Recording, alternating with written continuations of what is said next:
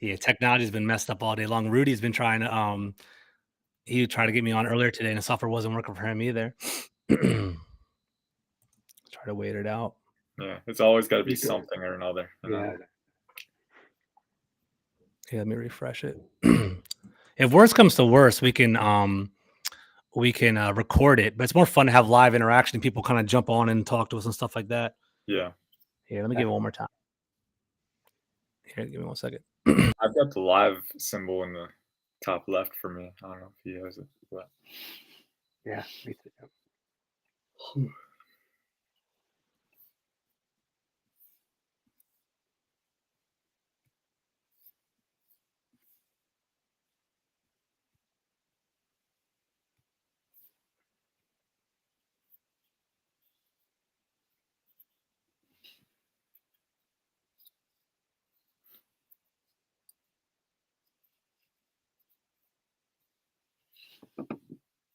Right now, anyway, so it's all right. There you go. All right, what's up, everybody? It's George Carney from Full Press Coverage Commanders. Let's get it on.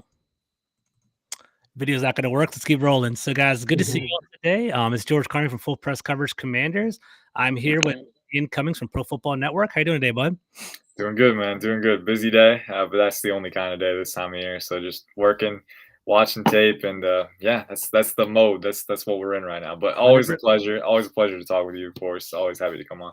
Yeah, thanks. Thank you for coming on, man. Definitely love the connection you and I have. I'm sure everyone's going to love hearing about your draft prospect. I know you just came out of Twitter Spaces, went through a live mock draft. So it's going to be awesome hearing about that too. I'm also here with Adam Aniba from the Burgundy and Gold Report. What's going on, Adam? How you doing, man? Man, glad to be on. But again, man, it was fun last time, but now have Ian on, like, to really chop it up with like people who are doing it every day, like me. Like, everybody has different views. We all have different eyes what we see. But you two guys, the guys I've probably most of the time I've been on Twitter, I've always looking at your stuff. But yeah, always a good time just to chop it up, man. That's awesome, man. So yeah, you guys both talked about just being super busy this time of year. So what have you guys been up to, man? Like, what is it like? I know you guys are just film grinders. You guys love grading players and things like that. So, Ian, we'll start off with you, man. What's a day-to-day in the life of Ian Cummings right now with Pro Football Network and looking at all these draft prospects? What's going on with that? Yeah, I mean, we basically covered it watching tape, right? But obviously it's not that simple. I try to I have a strong impression of most of the prospects that I'm watching right now, but you always want to watch them multiple times just to get a fresh impression when you're locking in those grades. So that's what I'm doing right now. Is guys like the recent ones that I've watched, Kyle Hamilton, Jermaine Johnson, a lot of the top guys. I'm trying to work from the top down. But a lot of those guys, just one more watch through to get a strong impression of who they are as a player. And I'm working on a new grading scale. I was talking to you about it before the show. But it's not perfect yet, but a way to quantify my analysis, right? So I'm running the trait grades through that. And that's been a lot of fun to see where guys are ending up because I'm getting some surprising results, but I'm going to stick with it and see where it leads and then figure out what to tweak next cycle. Because really the traits are weighed by the importance that I put into them. So ideally it should churn out, what my analysis would provide. So it's one of those things. It's something I'm trying to grow with this cycle, and I've had a lot of fun doing it. So that's really the life in the day right now is watching tape and consolidating that into the new grading scale and seeing what comes out. That's awesome, man. It's really ambitious. I'm glad you're kind of taking that on. If you don't mind, we can kind of talk about the actual grading scale a little bit later, but that's awesome, man. Thanks for that. It's really cool. Adam, what about you, man? What's the day in life right now for draft time? With me, this is going on my 6th draft now, and I started on the HBCU small school level.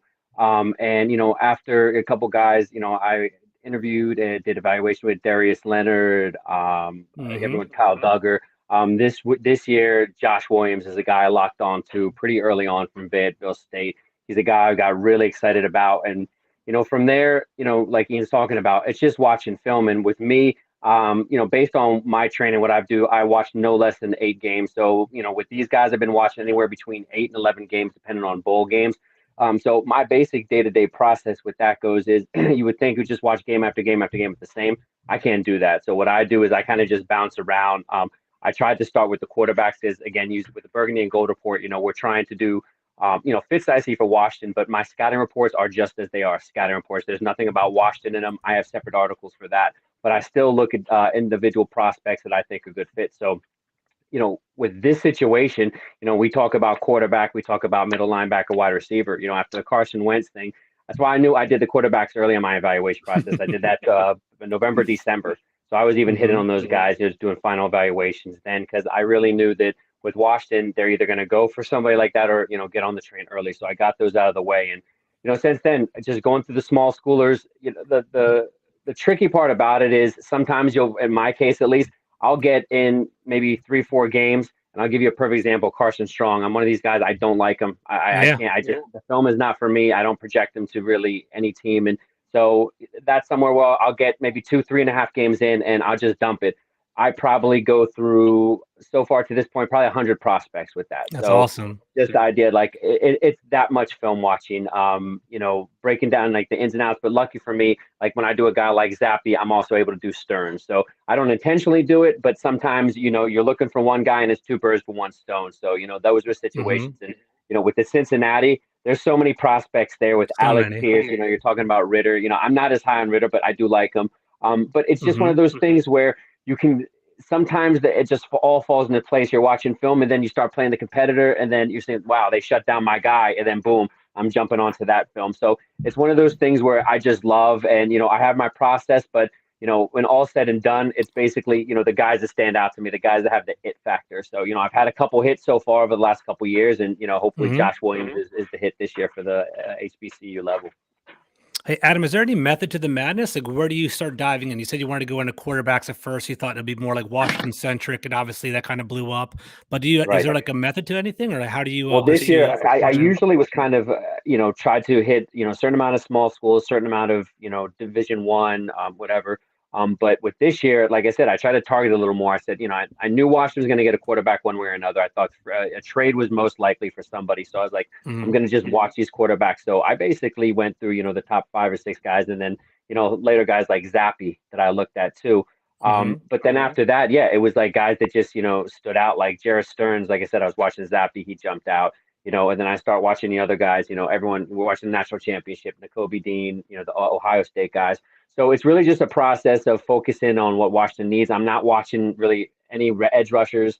I'm not watching any offensive tackles. I will look at some interior guys, the BC kid, Zion, he's amazing, but I don't know if they're going to go that early. Cause again, Washington is kind of a soap opera situation because, I think if I was doing another team, I'd have to have a totally different method of madness. But with Washington, there has to be that level of, are they going to make a splash move that's going to get fans excited? And, that's why I think as deep as this wide receiver class is, I'd be surprised if they don't go wide receiver in 11. But again, we'll talk about that, because there's the trade backs, and with the quarterbacks, I think if you look at some of the mock drafts, they're very, probably a little overzealous right now. You see Malik Willis, number 2, number 3, like these guys, but not that good. Talk about, supply and demand. I think that with Washington, where they're sitting at number 11, there's going to be a team. So this is probably one of the first years we can truly say that, hey, they could really trade back, because there's going to be teams that are looking to trade up to that, right outside that top 10, that 11. That's a sweet spot right there for that 5th-year option. Anybody, you could see a guy like Howell. So, I have him, deep in the 1st, early 2nd, but I think teams are going to be reaching on quarterbacks like that. So this is going to be a great year for trade backs. Teams are looking to, get real estate next year, capital next year too. So there's a lot of moving parts this draft. 100%, dude. So, Adam, you talked about, watching film and something kind of pops to your eye, kind of like you're watching one candidate, then another one pops out. You really want to get into it. Ian, I'm gonna throw this question to you. So I'm sure you've been grinding, kind of looking at film for a while now. Are there any prospects that you just fell in love with so far? Maybe even you can go high end elite blue chip, or you can go like more down the draft board if you want. But like, who are you falling in love with over the past week or so? Yeah, so I'll get my first one out of the way because it's pretty far and away the answer. Erica Zukano of Texas Tech. I mean, if you follow me, you've seen me tweet about this guy, but I'm a big fan of what he has to offer, and I think he's pretty underrated. You don't hear a lot of buzz about him yet, and I think part of that is because he didn't have top end production at Texas Tech. I think his final year he had like 48 catches for 707 yards and like 4 touchdowns or something like that. Not over the moon, right? But you look at how he plays. He's around 6'2", 209 pounds with 33.5-inch arms. So a long, dense wide receiver who's explosive, gears up very quickly. And then he's got great lateral agility, really good contact balance after the catch. I think he might have some of the best contact balance among wide receivers. And you see how Texas Tech used him They used him, on end arounds out of the backfield. They moved him in the slot on the boundary. He moved around everywhere, and he was able to produce. Yeah, I think he's a pretty underrated route runner too. Again, can be a little more Mhm. consistent with his technique, but he's got the hip sync. He can decelerate really quickly, especially on those deep hitches against TCU. There were a couple really good examples where he was able to decelerate. He can plant and drive a little bit better, but I love the talent that's there with Eric Zukano. The term that I like to use is three-level threat. Can you create separation? Can you create opportunities at the catch point with your wingspan, with your body control, with your instincts? And can you create after the catch with your run after catch ability? And I think he's one of the best in this class at fulfilling all three of those roles. So Ezukanma is one of my guys. If I can look at my big board here, I've got a few. I think I've got like around 42 prospects initially Mhm. graded. Another one that I'll bring up is Jalen Armour-Davis, Alabama corner. And I Mhm. know Washington might look at a corner in the day two range. I'm a huge fan of Jalen Armour-Davis, and maybe a little bit intrinsically biased because I interviewed this guy, and Little I'm as connection. close as you can be to pounding the table for a guy after interviewing him because Wow. Okay. he's so mature, and Mhm. you can I've posted the interview a couple of times, but he came across he's very mature, and asking him about his technique, he gave some very in-depth answers about stuff that he uses, like how he watches Darius Slay, AJ Terrell, how he's Mhm. getting those. He talked about this thing he calls an inch reset when he's going against faster guys. So he's very detail oriented, very mature, and you saw how he tested at the NFL Combine. He ran a 4.39. He had a hip injury late in the season, so I don't think we've seen all that he can do. But on tape, he's a technician. He's got the speed to carry guys deep, and he's pretty fluid too in his transitions. So I think Jalen Armour-Davis. I think he can work on trusting himself a little bit more. Mhm. His ball skills it's not great. His playmaking ability isn't where it can be, but I Mhm. do think he can build on that. And as he grows more confident as a playmaker, he's only going to continue to grow. So he's an Alabama corner that's flying under the radar, but the technique and the athleticism, it's there for him. And I think he Mhm. could go on to be a very good player. Cool. Thanks, Ian. Appreciate that. Adam, how about you, man? Who you fallen in love with recently? Yeah, before I move to some other guys, but what I forgot to say about Josh Williams is when I sat down with him, we were talking about the whole and the sponsorship. That was one of the most interesting parts that I learned about this year because you think of Alabama guys, the big level, big millions, but then some of those lower level guys, they're literally getting sponsored. I spoke to him, Fuddruckers. There was a new owner that took over the franchise, and I guess they took whatever scholarship arrangement he had, they took care of it. So that was something really interesting. I forgot to mention, but a guy that I really started watching this more, and I know he's created a lot of buzz lately, is Troy Anderson from Montana State. Mhm. Mhm. Big guy. But what I keep coming back to in this class is who's truly a Mike linebacker. I wrote about N'Kobe Dean. Everyone knows about Lloyd, and Lloyd, I look at him as outside or a 3-4 inside.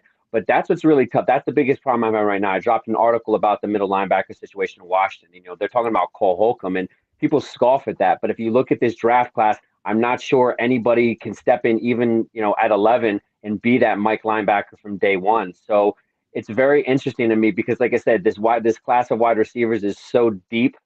It makes you wonder, if they take one early, what are they going to do after that? We've seen Brisker from Penn State. That's a safety that could be a really good value if he falls to Washington in the second round. Flipping that second round and the Carson Wentz trade, only the fact that it was only about 5 picks back, it matters. And losing that third round, it matters. So that's why I brought up the idea of the whole trade scenario possibility. I think Washington has to really push hard. If you have a guy like the guy I love the most, and I think a lot of people do, is Garrett Wilson. And Mhm. I think people just get caught up. They look at 6 foot 185, like, okay, go route guy, that's it. Man, he's doing a hell of a lot of his damage from underneath. So that's what Mhm. I really like, and what I look for, especially in wide receiver prospects. When I got into scouting, that was the first position I got to. So I guess again, some bias with that. But what I saw with him is to see a small guy like that go up and get it every time, and the way he fights for the ball. That's a guy that if you want to have someone with Terry McLaurin, forget the OSU connection, even though I pushed it. The fact that he has that same kind of toughness, that he's going to lower his shoulder into a block. That's why I see him a great fit at Washington. I think he's probably one of the only receivers at number 11. Olave, I like. I don't see him at 11. Burks, I just wrote about. I really like Treylon Burks as well. People have talked about the Debo Samuel comparisons, and he's significantly bigger than Debo, not quite as quick, but I like guys like that in this trade back situation. But at 11, Right now, Garrett Wilson's the only guy that I really think at wide receiver they take. But then things get complicated because if you start to look how the board falls, people have talked about Hamilton falling to 11. I do not see it. He was one of Yeah. the first evaluations. He was my first defensive evaluation before the season was over when he sat out the bowl game. And, his kind of statistics, was it 7 games, 34 tackles, two tackles for a loss, 3 interceptions, 4 passes defended in 7 games. That's, and you're looking for, the year before where he's come from. Everyone's focused on, he's 6'4", the slow 40, 4.5 and change. I'm not worried about that. I look at, the game film. Isaiah Likely, he's another guy I just wrote about. I love him. Everyone's talking about his 40 at his pro day was, I think, 4.8, and everyone is really concerned. I've heard things from, ranging from possible muscle strain to, he's just a lot faster on the field than he is in a 40 because people need to understand even just training for that 40-yard dash, that's like training for a track and field competition. That's not It training for is. football. Different So skill a set. lot, I yeah, agree. a lot of those guys don't race. They don't do that. So, their times are significantly bad. But with him, I just look at how he catches the football. Isaiah Likely, I'm talking about, it's like he's catching golf balls at times. His hands are just so huge. He's able to be, a red zone threat. Everyone talks about with Washington, Bates, Logan Thomas, but we have to remember Logan Thomas, he'll be back. He's coming off that injury, but how much are you expecting him early on? He was known for those back to the end zone catches, taking those low hits. So, I do have some concerns with his long-term durability. I think we got a I steal agree. in him right now, but I don't think you can ignore the position. And a guy like Isaiah Likely, second might be a little too rich for him, but man, 6'4", 245, I love him. If he can somehow slip, or like I said, if Washington can get some extra picks in the trade back, Isaiah Likely is a great option. If they don't go, I don't know if you go wide receiver and tight end, first round, second round. But like I said, there's a bunch of different combinations I think they can do. And every year we see teams just have some crazy reaches and some guys, drop into their lap. So, you never know. No, 100%. I agree with that. And to vouch for Adam, I actually read your Garrett Wilson write up. He did a really good job with that, man. I really appreciate that. It was really good.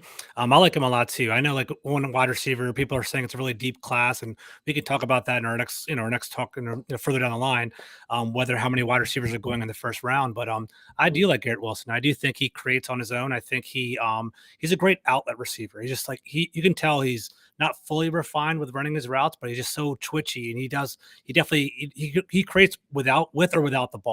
And I love the Right. fact that he can just keep, like, short and intermediate routes. I just like the immediate winning opportunities for him. I think he would be a good complement to Terry McLaurin. So I'm really excited about him. So I wouldn't be mad at him at 11. So that's a great segue though. So you guys are talking about potential fits for Washington. It is a Commanders podcast. What are some areas of need that you think Washington needs in regard to their positions, and what will be a potential fit? So, Ian, we'll start off with you. What's a big need for Washington in your opinion, and what are some potential fits for number 11? Well, I think for me, it's wide receiver. Honestly, I mean, that's the first one that comes to mind, and Garrett Wilson as well. I mean, you could say other ones like if Kyle Hamilton falls, obviously, I feel like that's a pretty easy decision. Is that to a make. no-brainer, Ian, if I Kyle think Hamilton so. falls? I think so. He's a top 5 prospect, top 3 Okay. prospect for me. He's very good. I was rewatching him today actually to get a fresh perspective after the 40 time, and I agree that it's not all about 40 time, especially with safeties. I think for safeties, explosiveness is more important because you're playing a lot of too high, especially with Hamilton. He's playing in the slot sometimes too. He's a big slot. You're not covering the entire field, so you don't need to gear up and run 40 yards. All you need to do is accelerate and make the play. And Kyle Hamilton is very explosive. That's the thing about him. He gears up very quickly, and he's super physical, again, super big. And also, I think he plays a little bit faster than it too because he's a long strider, right? So he covers ground with those long strides in open space. So I'm not too concerned about it. Again, he's not like a burner, all right? He's not super – like he has range for sure, again, but not like 4.4 speed. But I'm not going to knock him for that because he's got great processing. He can play fast that way, and he's explosive too. So if he's there at 11, I would seriously consider it. I do like Garrett Wilson a lot too. And I look at Garrett Wilson, for me, the big debate is Wilson versus Olave. And I can see reasoning for both. Olave, I think people make the argument that he's the more efficient route runner, which I agree. There's less wasted motion on that film. He's got very smooth ball tracking ability. But I do think Wilson, you guys both mentioned it. I think he's more explosive, more twitchy, the more natural creator, in all 3 phases, especially after the catch. He's super twitchy, very elusive, very slippery route runner. That's the word I like to use. He's very elusive. And then, before the catch too. I mean, I feel like Olave more efficient, a little more smooth, but Wilson's just a slasher, man. I mean, he can make these sudden movements and get displacement, and he's very manipulative too. You saw in some games this past year, it looked like he was experimenting. Like he wasn't super refined yet, but he was actively trying to sneak into that blind spot and then cut inside and then manipulate that defensive back. So from a route running perspective, I love that attacking mindset that he has. And I think that the upside is so immense that I would consider taking him there too. I like Treylon Burks as well. I'm a big fan of his, even after I don't think he tested that poorly, honestly. At his size, the dude is dense, all right? So, I think, size adjusted athleticism, he's got that. He's also got 33.5-inch arms, so very long dude. My take is if you can get Eric Zukano in round 3, I think that's better value.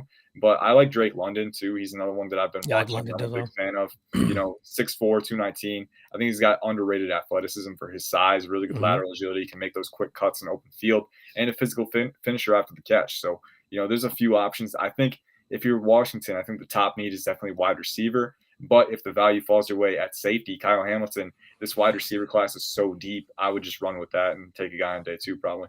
Yeah, I agree. I think Hamilton, people kind of criticize his speed, his 40 speed, but he is an oversized safety, 6'4", I think around 200, 220, something along those lines. He's very versatile, and you could tell that Notre Dame put a lot on his plate. He just seems like an intelligent player, and he would play in the slot, play that robber role, and play over the top. So he definitely has a versatility, and it's been a hole in Washington's defense for a very long time. So that could solve some problems, be that final chess piece for Washington to use in the future. But there are definitely some options. So Adam, what do you think? What option would fall for 11 for Washington? Yeah, definitely wide receiver, and the guys we've mentioned. But probably a position that nobody's talking about or we're not hearing about is cornerback, because I think the idea is Washington is set. But the more I've looked at it lately, and I'll have a bunch more cornerbacks coming out, is that with Fuller, I'm not sure he's going to get much better than we've seen. I think he might have hit his ceiling as far as production, where he's going to go. And, WJ3, I don't put that all on him. I think, again, this was kind of a situation where they were playing zone and press, man. And I guess, they expect him to do both, which I don't see a problem with that. I think a lot of people are stuck on that with zone corners, press corners. I think in the NFL these days, you have to be able to do both. So for guys like Derek Stingley, we talk about Juice Gardner from Cincinnati. I've been watching a lot so I've got about 4 Cincinnati guys. What I really like about him is, he's a long guy, think DRC kind of, but more agile, more athletic, but he was not challenged enough. So I'm having some difficulty with his film. So I actually had to take a little break from him, but Derek Stingley, he's a guy, not huge, just a shade over 6 foot, but he's a guy that, SEC ball, mixes it up. I think he could play, any role as far as zone, press, but I don't see Washington doing a ton of press this year. I think that you're going to see them probably migrate back to a lot more zone. I think they'll try to really focus on the inside pass rush and, the outside guys. But I don't see how they can't look at wide receiver. I think if you're, we're talking about if Wilson's off the board there, the Treylon Burks at 11, I really like him. I just think that you might be able to get better value if you look at, one of the corners. But again, after getting Carson Wentz, I don't think that there's much of a question that quarterback will even be in the discussion. I think that best case scenario, they should probably try to fluff it up as much as possible, that they could be considering a quarterback for the future. A smart team would do that, would say, Wentz is our guy for now, but, we're still looking for that guy. And I think Ron Rivera has kind of been obvious that, if he did take a quarterback, it wouldn't be in the first round. And now that you don't have a third round, I think, maybe a late developmental guy. Keel Glass is a guy I watched from South Alabama. There's some developmental guys that they could get later on in the draft. But, for right now, it just seems like it's wide receiver or bust, because, the top end prospects in that top 10, 15, it's a lot of offensive tackles, a lot of edge rushers. I saw that too. I just don't see those. I think that would be a luxury with Chase Young and Montez Sweat, because I do think Montez Sweat is going to have a breakout year. I think he'll get extended as well. So I just don't think they have the luxury to look at those positions. So it's kind of a weird draft for them. I agree. So speaking of wide receivers, right? So, obviously, let's say they go with a defensive prospect at the 11th overall pick, and there's some good ones, right? So Stingley was an awesome, elite, top 5 pick coming out of his freshman year, coming off a list rank this year. So he could potentially slide a little bit. Let's say that, Stingley goes 11 to Washington, maybe Kyle Hamilton falls there. How many wide receivers do you anticipate going in the first round? And do you think a legit option would be available at 47? Everyone keeps talking about George Pickens falling there and kind of floating there in that draft position. Could you find an immediate impact wide receiver that could potentially start week one opposite of Terry McLaurin at 47? Ian, if you don't mind. Yeah, I think, I mean, the short answer is yes. I mean, this is Okay. a very deep wide receiver class, so yeah, I don't think it's out of the question that a guy's going to be there. I throw back to my guy Zukano, although I think he could be available in round 3 with the way the buzz is around him, and Hmm. if you can get him there, even better. But there are a lot of options. I think Alec Pierce is another one that I really like. I just finished his evaluation the other day. He's around 6'3", over 210 pounds, 33-inch arms, but he's got some underrated athleticism to him. He can, he's got the quickness where he can kind of cut those stems pretty well, sink his hips a little bit, enough efficiency in his feet and his hips where he can be a solid route runner on those slants and outs and at least separate in the short range. Then also, he's got the explosiveness and the speed to stack defensive backs. He's got very good instincts and hands down the field. And that wingspan, man, he can box out corners and reach over them. So Alec Pierce, if you're looking for a boundary threat, I think he'd be a good one. If you're looking for someone to, move around, if I can pull up my wide receiver rankings here. Yeah, take it down. Yeah, maybe John Mechie would be a good one. I mean, he was a guy that they moved Yeah. around a lot at Alabama. I think he's Mhm. just a very solid receiver. He Like is. maybe not an elite trait, but he's got very good twitch energy with his route running. Again, a pretty tough guy. The hands can be a little bit more consistent, but again, I love the solidity that he provides at the wide receiver position. Looking at some other guys, Calvin Austin, maybe. I mean, I'm not sure. The one thing I love about Calvin Austin, this guy's a separation machine. So I think Mhm. he's probably a slot guy, right? And it might be a little redundant with Curtis Samuel, but Mhm. I just love the athleticism that he has and the ease of separation. So he's a fun one. Jaylen Tolbert from South Alabama is another one. This is a guy who was very productive in the Sun Belt. He's got the route running ability. He's got the ability above the rim, the instincts. The hands are pretty inconsistent with him. So that's the thing to watch out for. But he's got all the bedrock traits, and he's definitely produced. He was basically, funneled the ball at South Alabama, where they just kept throwing it his way, and defenses couldn't stop it. So he's, Mhm. he's a fun player, and he obviously showed it at the Senior Bowl, the easy separation ability, the twitch, the lateral agility, to get displacement and then explode upfield off of that and cut his stems pretty well. So I like those guys a lot. It's just a deep wide receiver class, man. There's so many different options. I could keep going down the list and everything, but I mean, the bottom line is there's going to be guys at 47 for Washington. It's all about who do you want. But I think at the end of the day, it's a pick your poison type class. And that's Yeah, the best kind of it class. is. It really is. Ian, how much do you weigh target share? And we talk about Drake London getting a lot of targets, and you just mentioned the Southern Alabama guy as well. Is that high value to you, or do you look at more like physical traits? Like, what's a bigger, or do they all kind of factor into play? Like how do you view a wide receiver? Like, what do you value? Yeah, so I maintain an awareness of the analytics at least. Hmm. Like I definitely hold that close. But the more important thing for me is physical traits. Hmm. And not just physical traits too, but you can't just be an athlete. Like you got to show a Hmm. little bit of execution. Like I'll bring back Ezukanma because I think he's a good example. Because I think one reason he's getting overlooked in a lot of fantasy circles is because he didn't have that elite production. So that's Hmm. why he's kind of fallen under the radar there. So you look at if you look at the tape, he has the traits and he's got some route running ability, some run after catch ability. So I think the first thing you look for is the physical potential and then the operational utility on top of that. So Hmm. it's kind of a two-step process for me. But what's on the tape is more important. But Hmm. obviously, a guy's production is going to draw you to the tape, right? Like the more productive 100%. guys are going to have more demand. That's just how it is, right? So Yeah, cause it, and it, effect. go, it goes hand in hand. But there's a certain threshold that you cross where I'm not gonna consternate about the production too much because I'm really looking for what you can be, not what you are Hmm. now. So I'm It's not true. gonna It's all about projection. Exactly right. I exactly. agree. Hey, so Adam, so I don't know if you've been you actually went through a whole mock draft yet and kind of look at the full first round. How many wide receivers are you looking in the first round? Do you think, is there anyone that's going to be potentially in 47? And let's say you can't find a wide receiver at 47, what potential fits could you find over there? Maybe a linebacker or something of that regard. So I threw a lot at you there. Um, Sorry about that. Yeah. No, Jahan Dotson, we talk about, guy that could come in and be a day one slot, just Hmm. absolutely dominate. I've seen projections have him, early first round, but I think, we just heard about Alex Pierce. He's the guy I love right now because with Ritter, I think you take Pierce out of that offense, we're not even probably having Ritter in the conversation for first maybe up till 3 rounds. I saw at least 8 catches where Pierce totally bailed him out, like horrible passes, either low or just high. to the point where he almost knocked the wind out of himself every time. So Hmm. he's just, I've seen so many of those catches. So, I jump back, but Alex Pierce, he's my guy, 47. Him and, we talk about George Pickens, UGA. But if those guys are gone, I really think, Jahan Dotson and Christian Watson from North Dakota. Crazy because both are really quick guys. Dotson's just about 6 foot, and Watson is about 6'4", and he actually had action in the return game. But what I really like about Watson too is that 38-inch plus vertical, and and that goes the same with Alex Pierce. What he had, 40-inch vertical.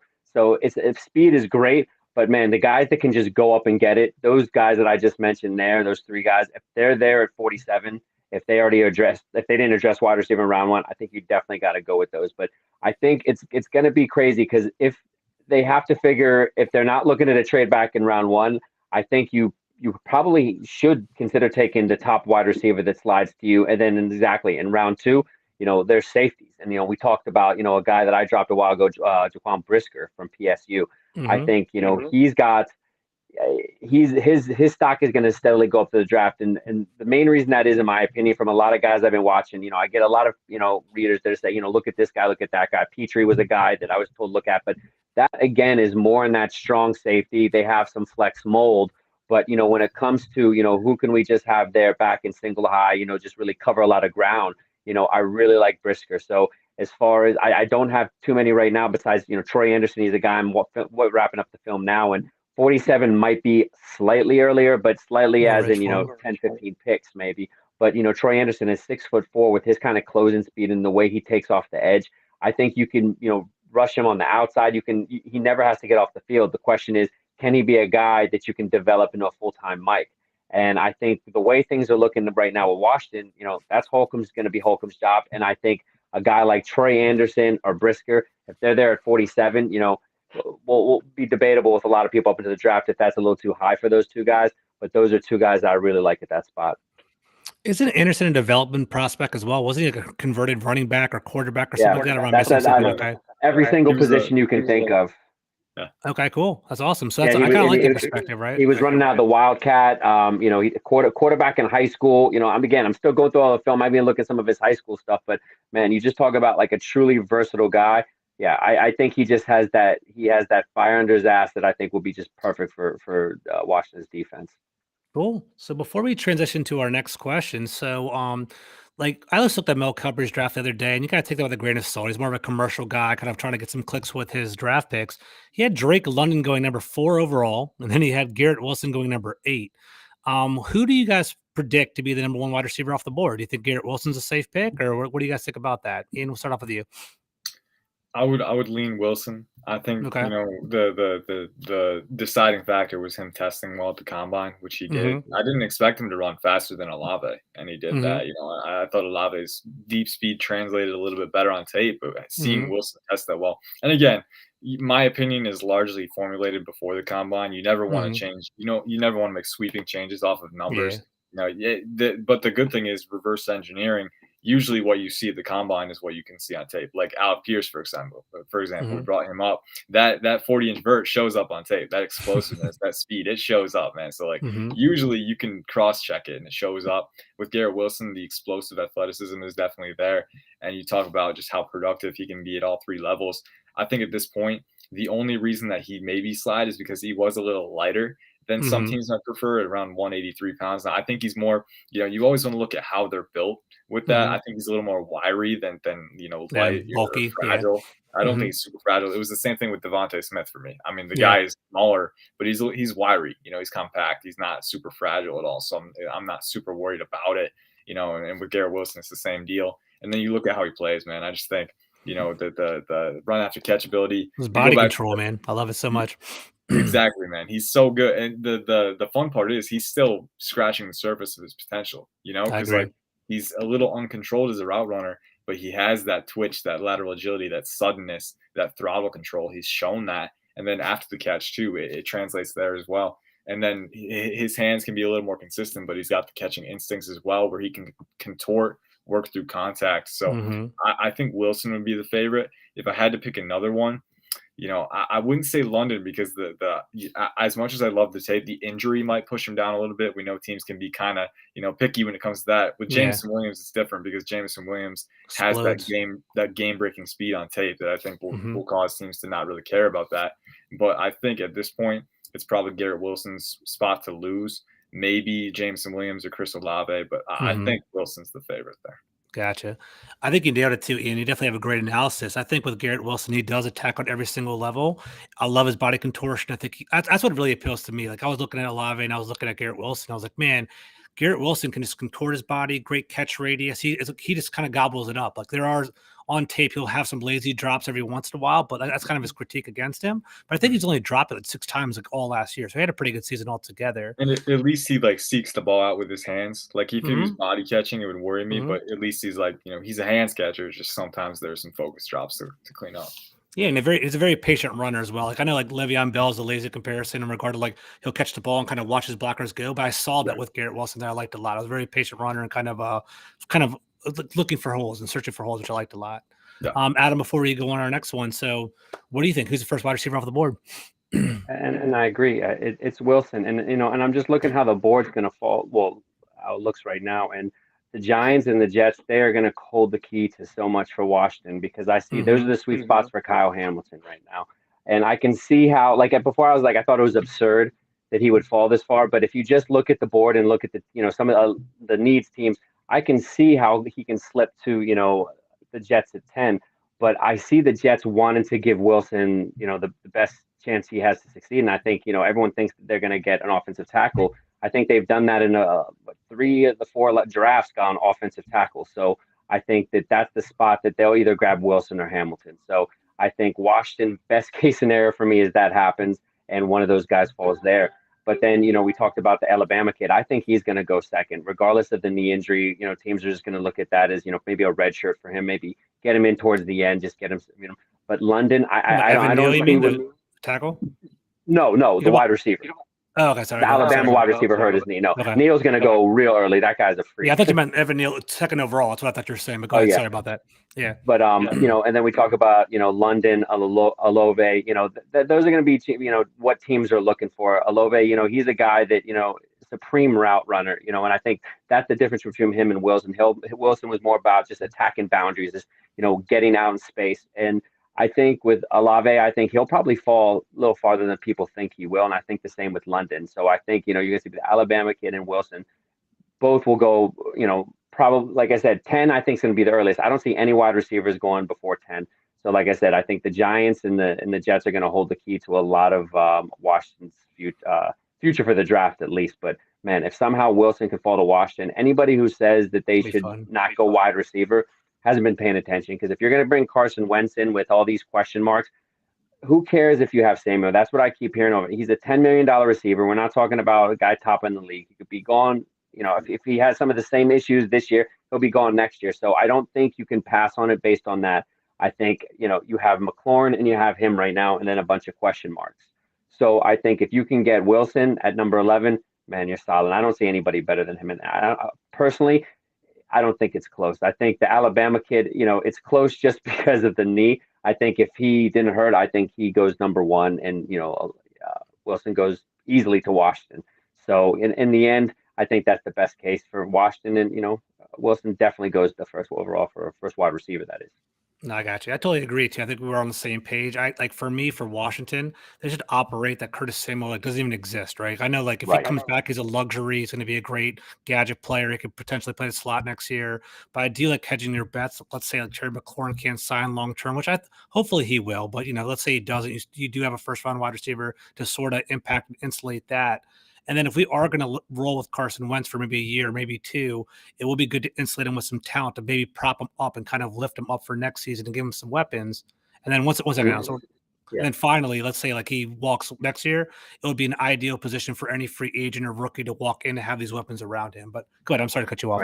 So I just meant to throw this before I forgot. In the 2 positions that I think that 5th-year option is very important for is quarterback and wide receiver. So I think that that's a very underestimated thing that, some aren't talking about is, going for a wide receiver in the first round, having that 5th-year option that's huge because you're talking about a 5th-year option, and then you can do a franchise tag after that. So you can't buy that. So I You think nailed that that, has to be a dude. big consideration. 100%. A wide receiver goes for about $22 million these days. You have him under contract for a rookie contract for 5 years, and potentially you can add 2 more years on top of that for a franchise tag, 7-year contract on a steal deal. So that's actually a really good idea. We have a couple more questions. We'll wrap it up pretty soon. So, in your opinion, watching the draft, I know you guys are really into this. Who's been the biggest riser in the draft and the biggest faller over the past couple weeks? Ian? It's a tough one, man. I think Christian Watson is a good candidate, but I'm trying to pick something besides wide receiver because we've been Okay. talking about receivers this whole time. Jelani Woods, Virginia, tight end. Okay. We'll go with him. He's been a big riser. I think the NFL Combine was where it started with him. Measuring in at around, if I can pull up the numbers here, 6'7", 253, 34.5-inch arms, ran a 4.61. And then he came in and had I think a 37-inch vertical, 37.5-inch vertical at his pro day. I think he had a really good broad too. And then he had, I think, like 24 bench reps too. With long arms, it's even tougher because you got to come down a little bit more, right? So, a very impressive offseason performance for Jelani Woods. I haven't had a chance to watch him in depth yet. I haven't gotten to the tight ends for my grade, my lock-in grades. But, I have seen a little bit of him in passing. He looks like more of a vertical guy. He ran a really good 3-cone, I think. So, you think agility right there. And, it does show up a little bit. But again, as tall as he is, sometimes it can be difficult to sink your hips and lower yourself on those direction changes. But right now, with his sheer speed and size, really good seam threat. And then with that wingspan, again, too, that's a dominant wingspan. So get him in the red zone, let him eat there. I know he has some crazy catches on tape. He's been a fun player. He's been a big riser. I know he flashed a little bit at the Shrine Bowl, I think is where he was at. And, there he was a sleeper. Now we might be looking at him as one of the first tight ends off the board. I don't think the first tight end. I think Trey McBride has that locked up after his 4.58 40-yard dash today. But Jelani Woods is up there. He might work himself into the day 3 range after kind of entering the cycle as, fringe draft prospect, right? Not a lot of people knew about him. Everyone knows about him now. And I think especially for Washington, if you can get him in round 4, if he's still there, I'm not sure if he'll be there. But in the middle rounds, Logan Thomas, we don't have long-term security there. So it would be good to keep an eye on Woods as a tight end option. Gotcha. Cool. Adam, what about you, bud? A guy I mentioned earlier, 2 guys, Christian Watson. I think that guy's probably jumped up from that 4th round range to I think he's going to go in the 2nd somewhere. And again, I'm still finishing up, but Troy Anderson, I just think he's going to be a guy, man, he looks like New England Patriots all over. I can see that. The guy that they can line him up all over. And I think right now he's probably one of the biggest risers that I'm watching. And again, Joshua Williams from Fayetteville State, my interview, I think he's rising. His pro day came in, I think just about 6'3". He ran just over 4.5, nearly 38-inch vertical. The level of competition is going to always be the question. And that's what we dealt with Kyle Duggar as well. But, teams like the Patriots, they can see them with position flexibility. And, with Joshua Williams, although I see him as a boundary corner, I can see him being moved around in sub packages. So I think, those are the guys that I think definitely seeing their stock rise after the pro day. Yeah, Gotcha. Williams too. At the Senior Bowl, he had a great Senior Bowl. He had some really nice reps and press, especially using those fast feet. If I can bring one more, because talking about the corners, you made me remember one guy, Sam Houston State, Zion McCollum. This guy was a ball hawk at the FCS level. I'm scrounging for tape. I want to find more, but from what I've found, he's very good. He's very fluid, very explosive, and that showed up at the combine. Obviously, 6'2". Ran a 4.33, had a 6.48 3-cone, which is absolutely insane. And then had a 39.5-inch vert and a 132-inch broad. So the tape checks it out from what I've seen. He's very athletic and obviously productive, which usually, especially at the FCS level, if you're a superior athlete, which McCollum is the best athlete on the field in any game he plays, really. So you're gonna have production. I know Jimmy Moreland, that was a big thing for him. He was one of the most productive FCS cornerbacks ever to play, I think. And obviously he tested very well at his pro day. I think he had like around a 40-inch vert, 4.4 speed. So again, athleticism translates very well at the FCS level. And we saw that with Zion McCollum. I think he's a guy who's really rising. He could be in the day 2 conversation after his testing numbers because that physical talent is insane for sure. There you go. All right, guys. So, second to last question here, right? So, there's been a lot of moving parts, a lot of moving chairs at the NFL level at the quarterback position. So, I know, we kind of lost interest a little bit here in DC, but I'm still curious, guys.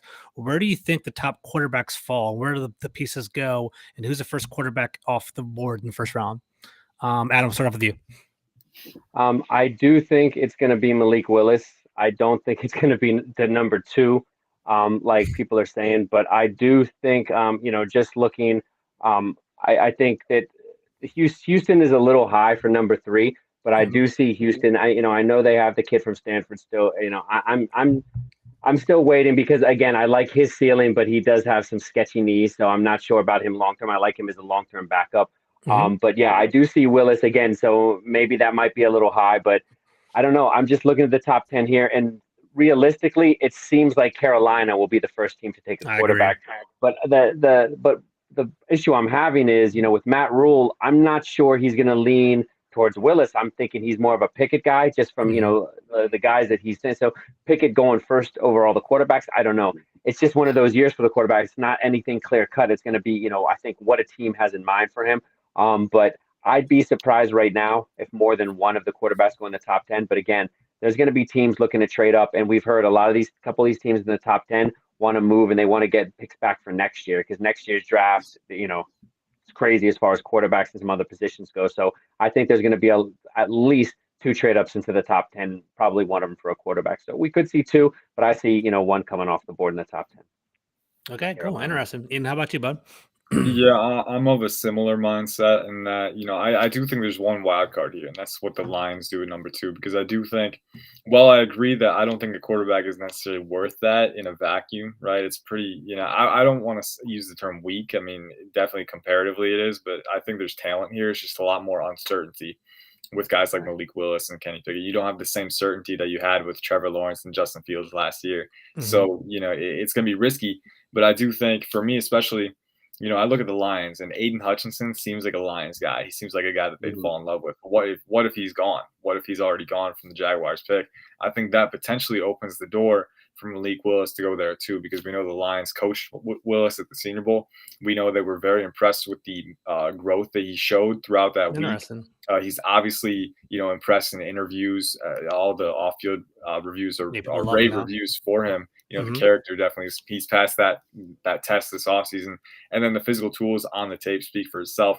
Obviously, there's a lot more to it at the quarterback position than that. And he's very much a work in progress in the other areas. But, looking at the Lions, who have Jared Goff to be a bridge in the short term, you don't have to start Malik Willis right away. So you can just get him in that quarterback room and you have another first-round pick in a class that's known for its depth at other positions. So, if I'm the Lions, you could easily take Willis at number two and still get a lot of talent later on. So I think that's where the wild card comes in for them. And, as much as, we talk about how the quarterback class is uncertain this year, the QB tax is always a thing. Quarterbacks always 100%. Go a little bit earlier than they're supposed to sometimes just because teams need quarterbacks. You look at Carolina as a team that might pick one, even though it's not an ideal situation. They're lacking in draft capital. They don't have a talented roster.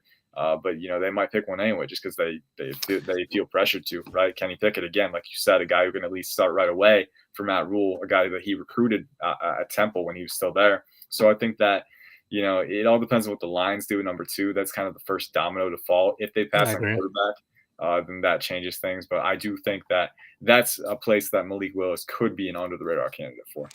If I'm correct, I think Carolina does not have a second and third round pick. So I feel like they're going to be sitting there at 6 and if they are going to go quarterback, they have that one shot to go for it. So that might be kind of the logical solution there. Real quick, you guys don't have to go ahead. Yeah, they don't have another pick until I think in the 100s or something. Yeah, 130 or something. In the fourth round or something like that. Yeah, it's pretty deep. And so also the Baker Mayfield. We got, I don't think it's going to affect the top 10, but Baker Mayfield's going to be moved before the draft. Yeah, so that could affect, certain teams maybe thinking of moving up. And I don't know. I'm higher on Baker than a lot of people do. So I think, he's going to go somewhere else. He's going to ball out. So that'll definitely, throw a wrench in everything as well. It's crazy how, there's still a lot of people were talking about who's going to go a quarterback in the draft. We still got Baker Mayfield to move. We still got Jimmy G as well. We were talking about Jimmy G. We don't know where he's going to go. It seems very constricted, kind of like a bottleneck at quarterback in terms of supply and demand. So it's going to be interesting to see where it all shakes out. Don't go too deep on this question because I have one more. I'm going to wrap it up before an hour. So I saw on a couple of drafts in PFF as well as Mel Kiper's Kyle Hamilton going at number 2. Is that too rich for you guys?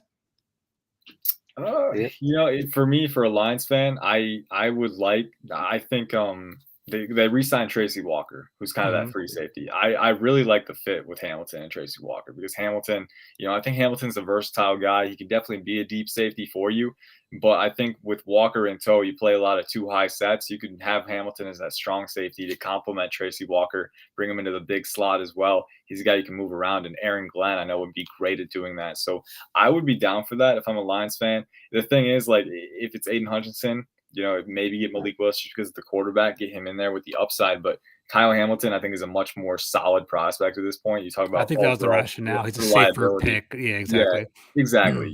And maybe, roll with Jared Goff and try and get CJ Stroud or Bryce Young next year, right? So I think Kyle Hamilton is such a talent. He'd complement Tracy Walker really well.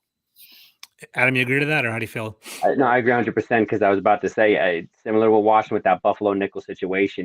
They could use those three guys Ian talked about. You take Hamilton, and there's a lot of things you do, and playing the teams that they play 2 times a year.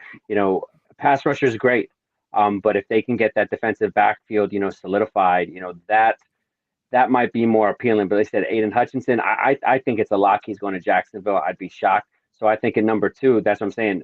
We talked about the Jets and the Giants, but I think they could be a big, if they pass on Hamilton, that could be his fault all the way to number 10 or hopefully number 11. That's true. All right, let's bring it home with the very last question. So, Adam, I'll throw it back to you. You said you were diving deep into quarterbacks early in the draft. Let's say, Washington passes at a quarterback at number 11. Should they dip back into the well again? Should they look at a quarterback in the 2nd round, the 4th round, or anything like that? Is there any worthy prospect to put into the stable for Washington, or should they just hold off and kind of invest in next year? What do you think about that? A guy I looked on early on, Bailey Zappi. He led the nation in receiving yards and touchdowns. And when we had a 3rd round, that would have been a consideration. But right, and that I had him the 3rd, 4th round range. But I think this is the year that I'm still looking at these later round guys. But yeah, that's when you start to look like 7th round. Maybe you start to develop someone like what they tried to do with Montez, with Steven Montez, which was just a bad move. I thought they would just bring him in and have him in gadget plays, but they didn't even do that. But I think this is the year. You look at someone late, probably even undrafted. I think that'll probably be the best route for them, considering that they don't have a 3rd, they don't have a 5th round, right? They don't have a 3rd, they don't have a 5th, they have a 6th and 2 7ths now. I think that they just got to continue to fill their need positions with those, honestly, because they need depth. Especially we didn't even talk tonight about the interior defensive line. I'm just starting to get into that because I think the later round you talk about, the 4th, getting into the 6th and 7th. There's some defensive linemen that you have to look at because right now there is no depth inside. I agree. Ian, what about you, bud?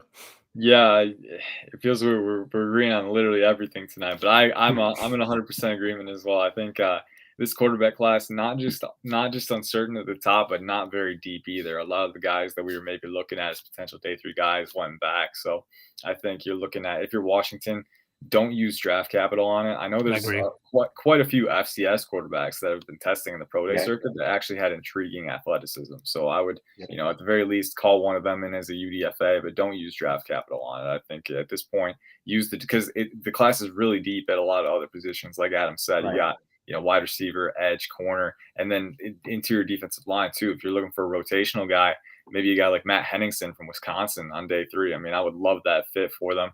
So one of those things where, use those picks to bolster the roster because at this point, and I know Nate Coleman, he can attest, drafting a day 3 quarterback is basically worthless at this point. It's throwing a dart. Yeah. You're very rarely are you going to hit on that. So just use it on other positions. 100%. So, fellas, I really appreciate the conversation. We should definitely run it back either right after the draft, right before the draft, one more time with this whole little table right here. So before we wrap it up, Adam, where can they find you on socials? What projects are you working on? Wrap it for everybody. So again, you can always find all my content. We'll have tonight's show up on my website as well as all my draft evaluations. And again, I have a whole section for draft evaluations, which are just scouting reports, 22 draft prospects. And I also have another section, it's just articles, everything intermingled for Washington Commanders football. So just go to the burgundyandgoldreport.com. Make sure you subscribe, free, no cost. Right away, as soon as the article is published, it goes straight to your email, so you get the first to have it. Other than that, now find me on Twitter, the B&G Report. Find me on IG on the same. And man, it's always a pleasure. Just love chopping it up with people that are actually doing a deep dive into it and enjoy what we're doing, man. I really appreciate it. Have me on. No doubt, man. I'm glad to have you on. Very good insight. Really appreciate it. Ian, how about you, man? Where can they find you? What are you working on? Yeah, so you can find me at Ian_Cummings_9 on Twitter. Pro Football Network is at PFN365. As for what I'm working on right now, man, it's draft stuff, that's how it is. But in the coming weeks, we're gonna start consolidating our tape and our film watching into actual pieces on guys. I know I got one coming out tonight about Aiden Hutchinson and Kayvon Thibodeau, who should be edge one, right? So just stuff like that. But then also deeper stuff, like going through the depth of the class and kind of deciphering all that. It's gonna be a fun time, writing more prompt pieces about that, and then on top of that, ironing out the scouting reports and getting the grades together. But it's a fun time, and I'm inviting everyone to join me along, and obviously check out you guys' work too. I remember when I was back at Rigo's Rag, I was always checking out B&G during the draft and FBC as well. So it's always been a fun time catching up with you guys, and I appreciate it. 100%. I really appreciate it. Ian's a great writer. Definitely been following his work and Adam's work as well. Ian, you're also doing Twitter Spaces a couple of times a week. Are you doing that? Or was that just this 1 week for your mock draft? So tonight was the start. We did a live first round mock. Probably in the next weeks it'll just be maybe Q&A, just general draft chatting. But Mondays and Thursdays at 7 p.m. Eastern, if you can make it, from the PFN host account, we're gonna be doing Twitter Spaces where me and my guy Ali will just be talking about the NFL draft. So always a fun time to interact and talk with you guys. Always appreciate it. Awesome, guys. So thank you two for coming on. Thank you guys for listening. I really appreciate it. I know time is vulnerable and time is precious. So really appreciate that. Have a great night, everyone. Take care.